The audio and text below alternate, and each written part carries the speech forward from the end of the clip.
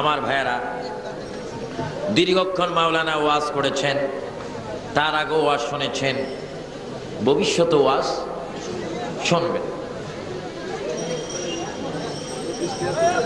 বৃষ্টি আসতেছে, বৃষ্টি তো আসবে, অসুবিধা কি? বৃষ্টি আসবে এবং যাবে।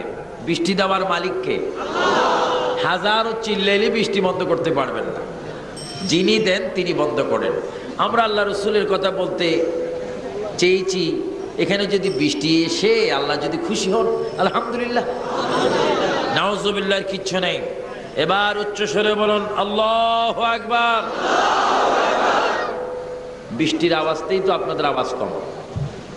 বৃষ্টি তো আসবেই। চিল্লিয়া বলেন আল্লাহু আকবার। ইয়া রাসূলুল্লাহ, ইয়া রাসূলুল্লাহ, ইয়া রাসূলুল্লাহ, লা ইলাহা ইল্লাল্লাহ মুহাম্মাদুর রাসূলুল্লাহ। আমি আপনাদের সামনে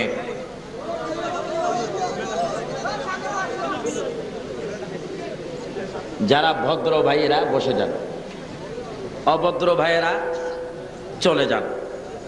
এটা মাহফিল, এটা গান নয়, এটা অন্য কিছু নয়। এখানে যে 14 জায়গাতেই বসতে পারবেন, মনে করবেন বেহেশতের একটা টুকরার মধ্যে বসে গেছে। এটা কর্ণফুলী মার্কেট নয়, সমিনি নয়, এটা আজকে বেহেশতের বাগান। আর যারা জায়গা পাচ্ছেন না, যেখানে দাঁড়িয়ে আছেন দাঁড়িয়ে থাকেন, কারণ প্রচুর লোক হয়েছে। বসারও হয়তো অনেক ব্যবস্থা নেই, মাঝখান দিয়ে একটু উঁচা দেখা যাচ্ছে, মনে ওনারা চেয়ারে আছেন। হ্যাঁ, কষ্ট করে হলো বসে যান। আসুন একটু দুরূদ শরীফ পড়ে দিই। আল্লাহুম্মা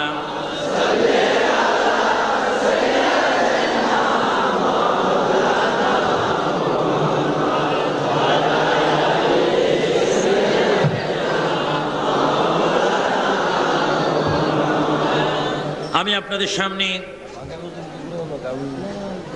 পবিত্র কোরআনুল কারীম ফুরকান হামিদ থেকে এক টুকরা আয়াত কারিমা তেলাওয়াত করেছি। সবাই একটু আমার সাথে বলুন, কোরআন শরীফ কার? আরো জোরে বলুন, কার? এই কোরআন শরীফে কোনো সন্দেহ আছে? কোরআন শরীফ নাজিল করেছেন কে? গ্রহণ করেছেন বলেন মুহাম্মাদুর।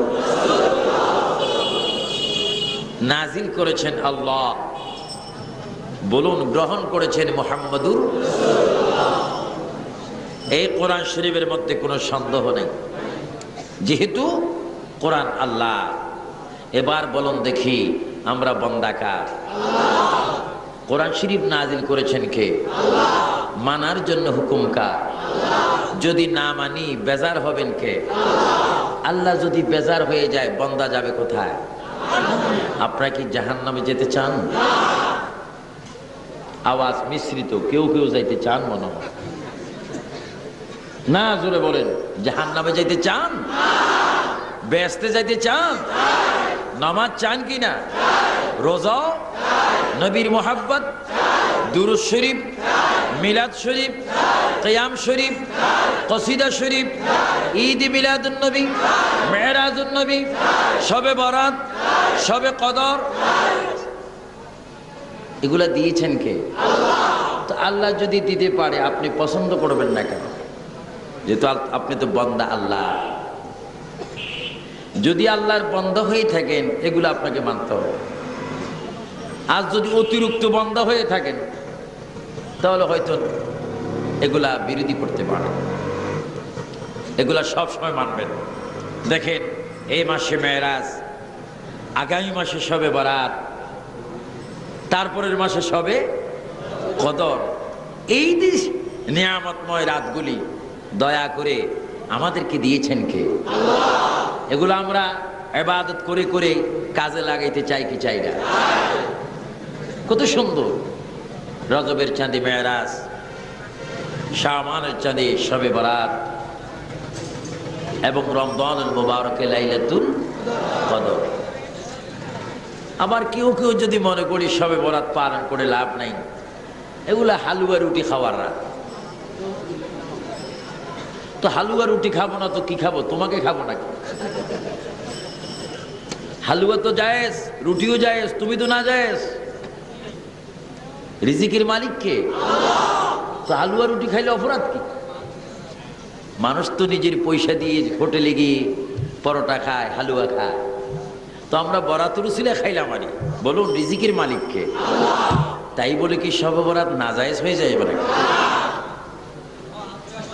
এই দেশের মানুষ এখন চেতন, বুদ্ধিমান, সবাই বুঝেন, জানেন।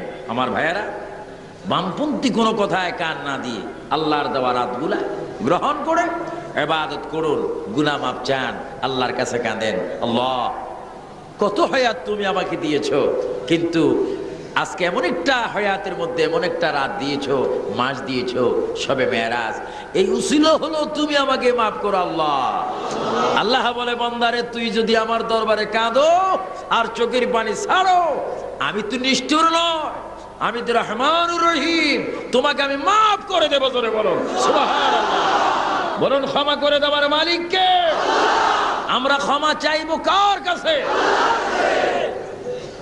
আমার ভাই, এটা রজবের চাঁদ। এই চাঁদে বিভিন্ন আলিম ওলামার বক্তব্য থেকে আপনারা শুনতে পান সবে মেরাজের কথা। আজকের এই মাহফিলের চিফ গেস্ট এন্ড স্পিকার হিসাবে আমাকে কিছু কথা বলতে হচ্ছে, কারণ এই সবে মেরাজ অনেক রকম।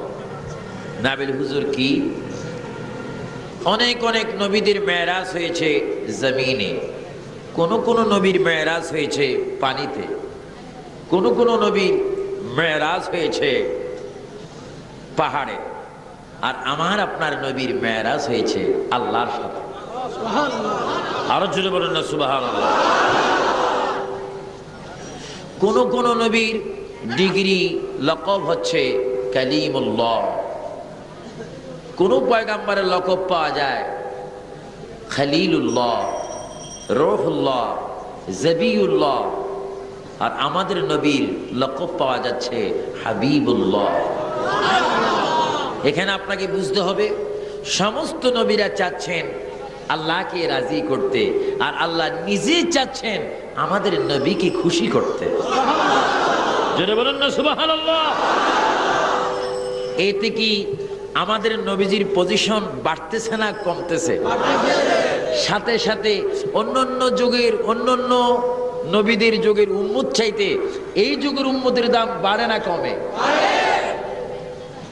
এতে তো আমাদের পজিশন নষ্ট হচ্ছে না,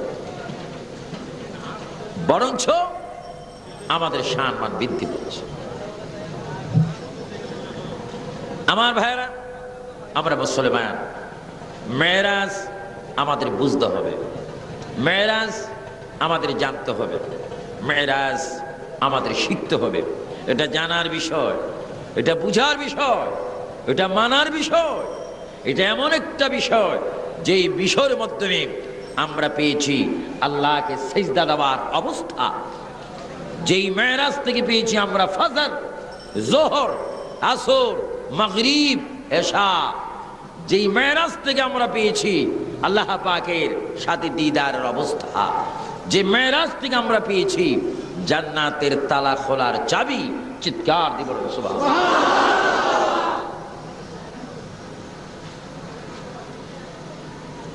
আসলে বড় দুঃখ হয় কথাটা বলতে, এখনো আমরা নবীকে চিনতে পারিনি। এবং আমরা কারা? আমরাও নিজকে নিজে এখনো চিনতে পারিনি। আমাদের সম্মান কত উদ্বেগ। আপনারা জানেন আমাদের প্রিয় রাসূল পৃথিবীতে আসার 500, এগুলা মনে রাখবেন, আমাদের প্রিয় নবী দুনিয়াতে আসার 570 বছর পড়বে। আল্লাহ পাকের পক্ষ থেকে একজন রাসূল পৃথিবীর মধ্যে ছিলেন, যার নাম আপনারা শুনেছেন, ঈসা আলাইহিস সালাম। চিৎকার দিবেন সুবহানাল্লাহ। নাম কি? এখানে ঈসা নামে অনেক মুসলমান থাকতে পারে, ঈসা নামে অনেক মুসলমান আজকের মাহফিলের শ্রোতা হতে পারে, কিন্তু সেই ঈসা আলাইহিস সালাম আর এই ঈসার মধ্যে অনেক বেশ কম আছে কিনা? আমার দেশের বাঙালি, চট্টগ্রামের ঈসা, চাঁদপুরের ঈসা, রাঙ্গামাটির ঈসা, কাফতার ঈসা, কক্সবাজারের ঈসা গোল্ড লিফ সিগারেট খায়, বেনসন খায়, সুযোগ পাইলে বোতলও খায়। নাম কি?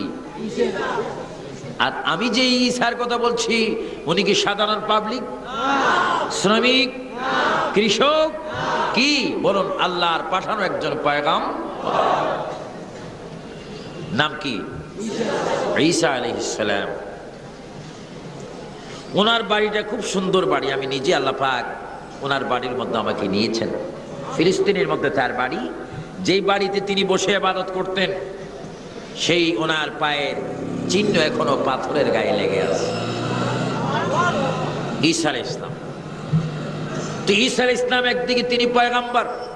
এই জন্য আমি এই কথাটা আজকে এই বিশাল জনসমুদ্রের মধ্যে আমি বলতে চাচ্ছি।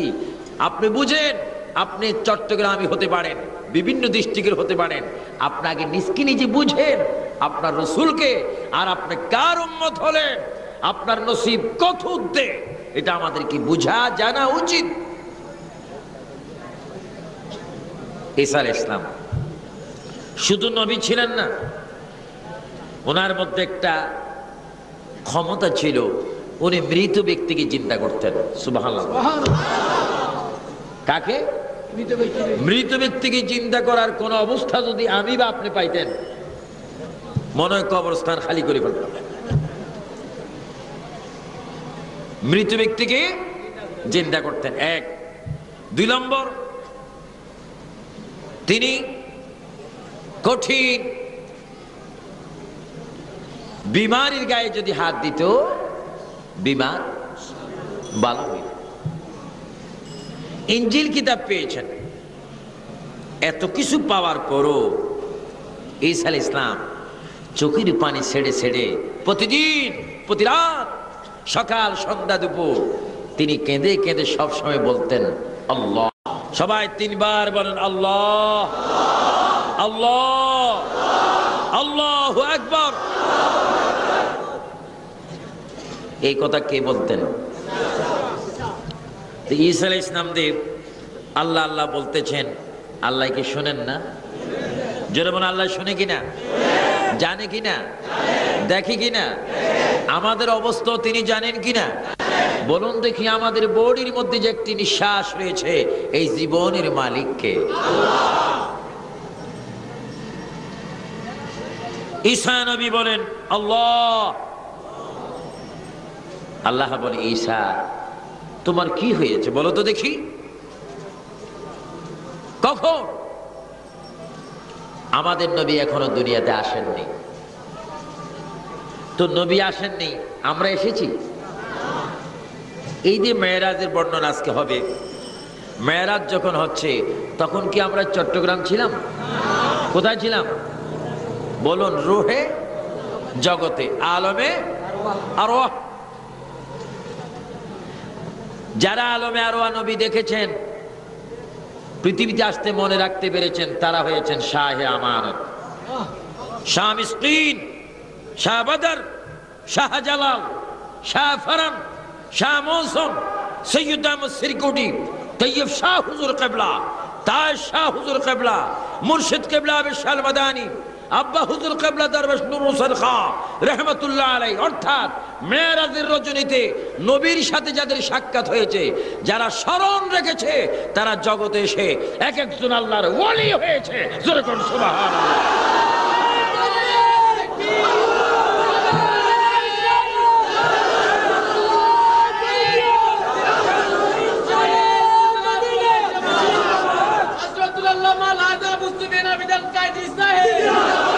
আমার ভাইরা, এই বেশি দিন হয়াত নেই। আমি সহ এই বিশাল জনসমুদ্রের বেশি দিন হয়াত নাই। বেশির থেকে বেশি বাঁচতে 60 বছর, 50 বছর, 70 বছর, তার বেশি নয়। কিন্তু যখন মরে যাবেন, আপনারা বলুন, নিজে ছাড়া পৃথিবীর আর কোনো মানুষ সঙ্গী হয়ে কবর যাবে? আওয়াজে বোঝা যায়। বাবার সাথে ছেলে চলে যাবে, জামাইয়ের সাথে শ্বশুর চলে যাবে। জোরে বলুন, কেউ কি সঙ্গে যাবে? কিন্তু আমি আপনি তো যাব। এমন একটা জায়গা যেখানে ঘর আছে, দরজা নাই, মানুষ আছে তার সাথী নেই, মানুষ শুবে বিছনা নেই, মানুষ শুবে তার কোনো বালিশ নেই। যে মানুষটি 5 তলা বিল্ডিং এর উপরে ঘুমিয়েছেন, সেই মানুষটি আবার কবরে খালি বিছনার মধ্যে শুয়ে গেলেন, কেউ নাই।